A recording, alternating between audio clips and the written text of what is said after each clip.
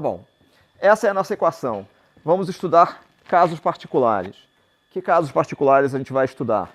Bom, primeiro os casos particulares. Tem uns casos particulares interessantes aqui, né? Por exemplo, a gente falou de φ igual a π sobre 2. Mas e se φ for igual a zero? Se a gente obtém φ igual a zero, a nossa equação fica x ao quadrado sobre a ao quadrado mais y ao quadrado sobre b ao quadrado menos 2 vezes x sobre a y sobre b igual a zero, né? Ora, isso aqui é x sobre a menos y sobre b ao quadrado, certo? Então, x sobre a é igual a y sobre b. O que é isso? É uma reta, né? É uma reta a 45 graus. Não, não é 45 graus, depende da razão entre a e b. Certo? Então, se isso for verdade, lembrando como é que é o nosso sistema, né, ele tem que estar entre a e menos a, entre b e menos b. Certo?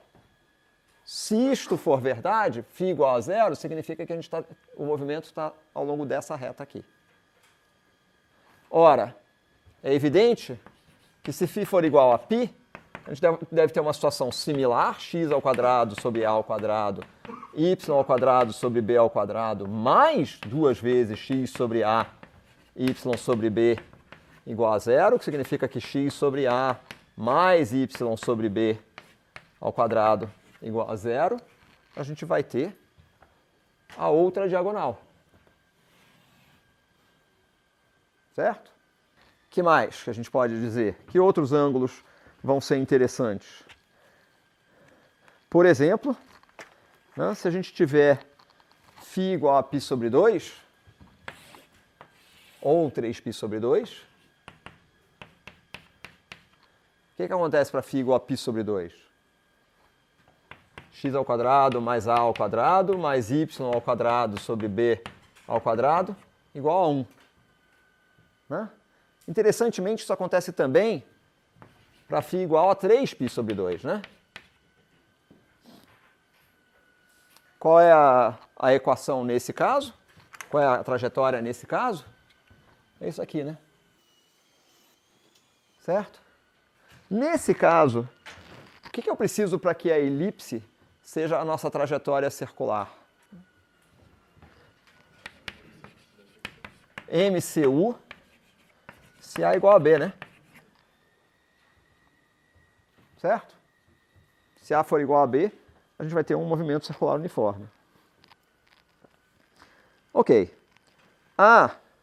Mas é exatamente a mesma coisa essa situação e essa situação?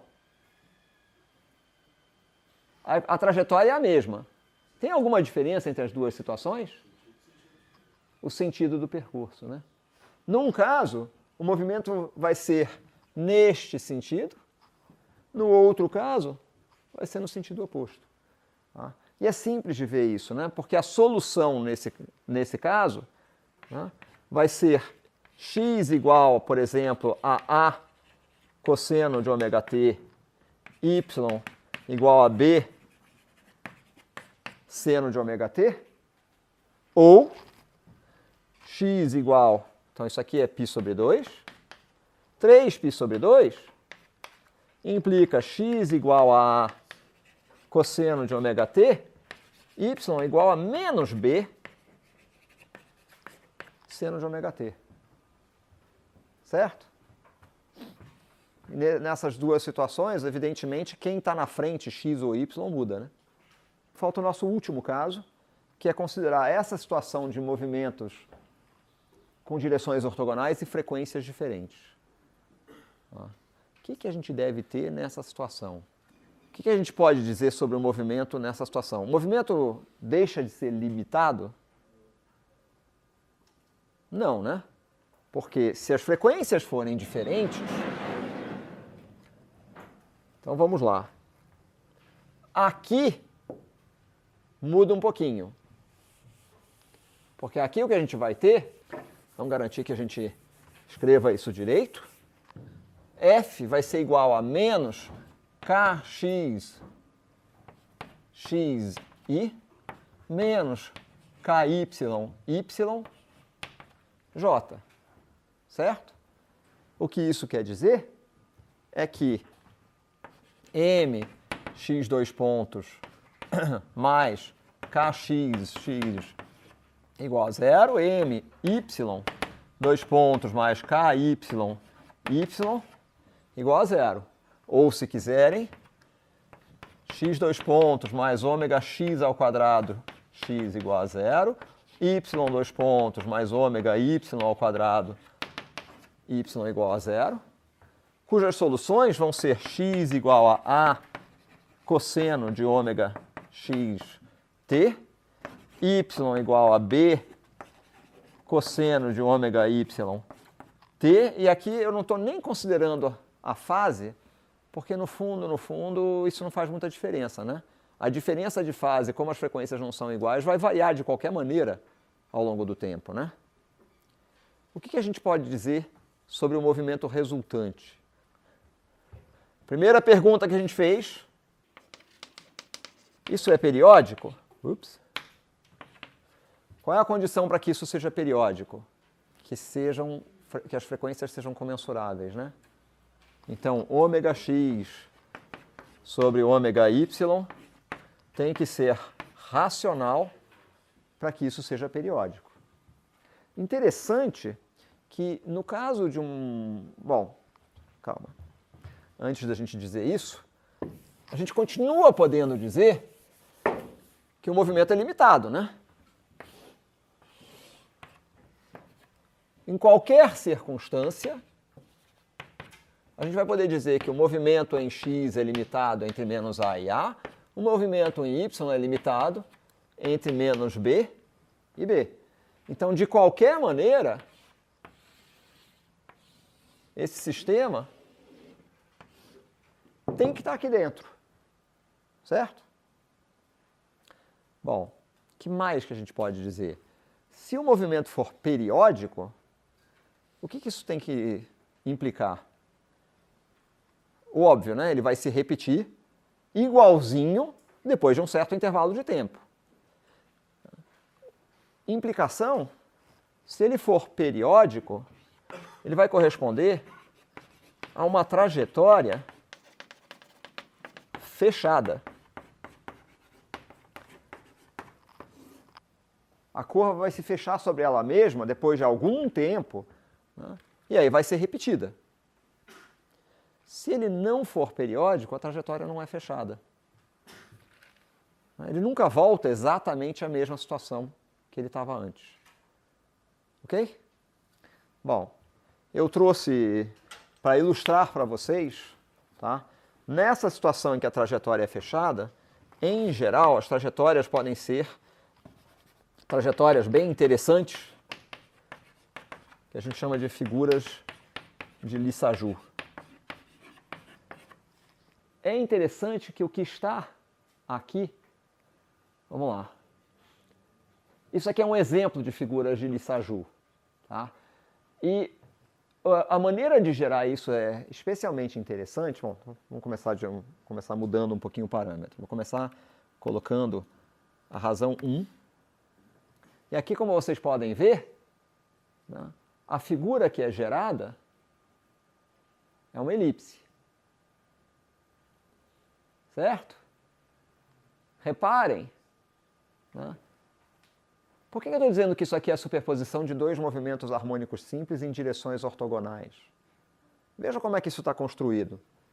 Duas circunferências, né, ligadas por uma fita, né, e a gente está olhando a projeção de uma delas ao longo do eixo y, a projeção da outra ao longo do eixo x, e isso representa a coordenada no nosso ponto aqui. Então vai representar a trajetória. Tá certo? Quando eu coloco que a razão entre as frequências é 1, né, o que vai me dar a frequência se elas estão rodando juntas? a razão entre os diâmetros, né? Se eu mudar essa razão, se eu colocar, por exemplo, 0,22, isso é comensurável? 0,22 foi uma escolha realmente um tanto quanto... né? Olhem o que acontece. Tá bom, deixa eu ver se eu consigo algo um pouquinho menos dramático do que isso. 0,55. Não, 0,55. Ah, agora ficou um pouquinho melhor, né? Bom, essa curva aqui, né? Notem que, vejam o que acontece com o raio de baixo, né, enquanto eu estou movendo o de cima. Certo? Ele dá muito mais voltas, né? Vamos ver se eu consigo voltar aqui, porque talvez se eu voltar ele apague uma parte da trajetória. E fique mais fácil de enxergar. Não sei se vocês estão vendo que ele tem uma contagem. Ups! Ele tem uma contagem, está ficando mais limpo, né? Ah, que bom, olha só. A gente consegue apagar. Então, ó, aqui a gente vai construir a trajetória.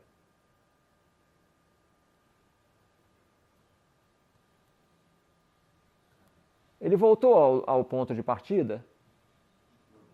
Não, né? Não, ele não voltou ainda ao ponto de partida, né? Mas talvez ele volte. Se eu escrever aqui 0,5, aí olha só que beleza. Eu vou voltar para a gente fazer a curva como um todo. Hop.